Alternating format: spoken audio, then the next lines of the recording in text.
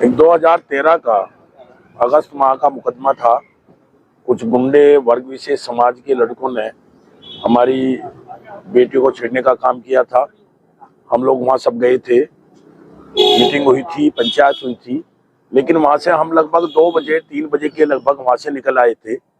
रात को एक षड्यंत्र वहां के तत्कालीन प्रधान तनवीर हुआ करता था, एक षड्यंत्र रच के और अपने आप ही किसी वर्ग विशेष समाज के लड़के के साथ मार पिटाई करके और उसको तलवार से काट पीट के घेर के ये मुकदमा हम लोगों के ऊपर लगाया था।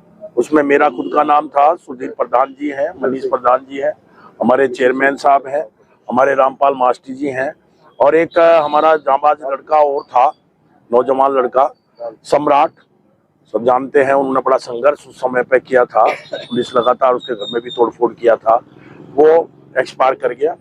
लगातार ये मुकदमा चलता रहा, पुलिस ने जांच की, पुलिस के द्वारा एफआईआर भी लगा दी गई थी, हमें दोष मुक्त कर दिया गया था। लेकिन उसके बाद फिर उन लोगों ने एप्लीकेशन वगैरह दे के कोर्ट में इस मुकदमे को दोबारा से चलाया। 12 साल लगातार ये मुकदमा चला। वकील साहब हमारे श्यामवीर जी और पुष्पेंद्र जी और हमारे विजेंद्र जी खड़े हैं, हमारे सचिव साहब, अध्यक्ष जी, ये लोग लगातार इस मुकदमे की पैरवी कर रहे थे। आज मुकदमे की आज फैसला था और आज हमें न्यायालय ने दोष मुक्त किया है। आज हम बरी हुए हैं और मैं न्यायालय का भी सम्मान करता हूं और अपने जितने भी मेरे वकील साहब हमारे साथ लगातार 12 साल से लगातार देख रहे हैं इस मुकदमे को, उनका भी बहुत बहुत धन्यवाद करता हूं।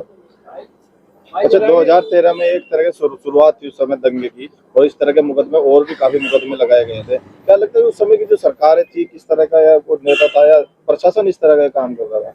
वो सरकारी ऐसी थी, बहुत सारे राजनीतिक लंबरदार ऐसे थे जो लगातार इस प्रकार की हरकतें करते रहते थे और निर्दोष लोगों के ऊपर फर्जी मुकदमे लगाना, कोर्ट में उसमें थाने में जाके लिस्ट के अनुसार मुकदमे लिखवा देना। और ये 2013 की बात थी जब गांव में उस समय के तत्कालीन जिलाधिकारी सुरेंद्र जी और एसएसपी मंजिल सैनी जब गांव में पहुंचे थे, सपा की सरकार और सपा के प्रतिनिधि के रूप में वो तनवीर उस गांव का प्रधान काम कर रहा था, पिस्टल नंबर 2 की पिस्टल लेकर उनके साथ घूम रहा था, हमारे घरों में तोड़फोड़ मचवा रहा था।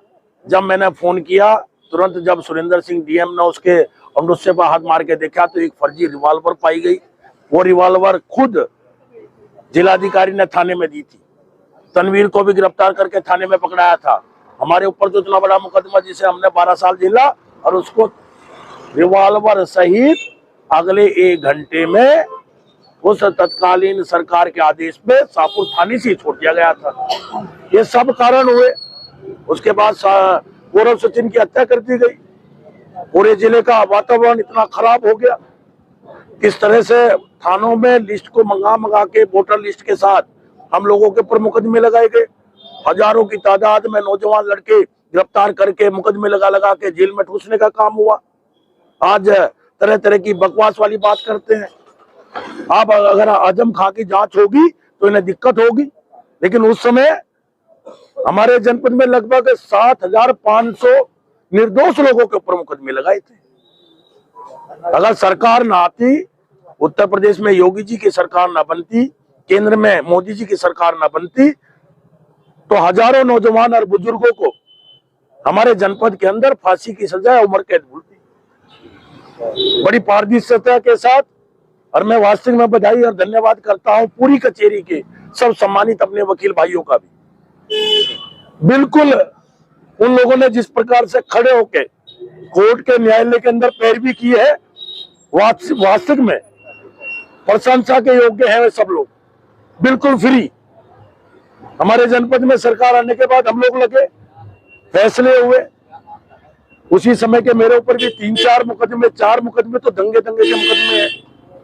ये भी उसी दंगे से संबंधित ये मुकदमा जिसमें आज बरी हुए, क्योंकि बिल्कुल 100% फर्जी मुकदमे हैं। न्यायालय ने बहुत बढ़िया निर्णय दिया। मैं वास्तविक में स्वागत करता हूं, धन्यवाद करता हूं न्यायालय का और अपने सब भाइयों का, जिन लोगों ने हमारा, सब लोगों ने, आप लोगों ने, मीडिया ने भी, पत्रकार बंधुओं ने भी सारे मीडिया ने खड़े होकर उनको एक्सपोज करने का काम किया। सच्चाई है ये। आप अगर मीडिया खड़े होकर एक्सपोज ना करता, उनकी सच्चाई ना निकालता, उनकी सच्चाई ना बताता, तो आज जो मौका आया है कि न्यायालय ने मैं बरी किया है, बरी करने का भी मौका ना मिलता और जेल चाकों के अंदर ही हम समय काटते। इसलिए आप लोगों का भी बहुत बहुत धन्यवाद।